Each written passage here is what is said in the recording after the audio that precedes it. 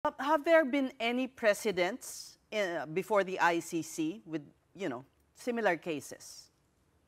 Actually says there has been numerous a number of applications by the accused who question their fitness to stand trial, but in all of these cases in the ICC jurisprudence, the ICC has not yet granted unfitness to stand trial.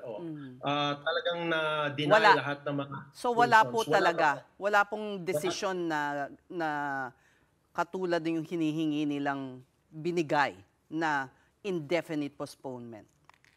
Wala pa pong desisyon na indefinite postponement. Opo. Kaya po actually, to be clear, a pretrial chamber did not agree with that indefinite postponement. This is just a limited period of postponement. Would you be familiar with some specific cases that you can cite to us? Well, there's the Ongwen case. It's one of the cited cases. But based on the determination of the chamber, I think it's the trial chamber, hindi naman nag-agree with the defense.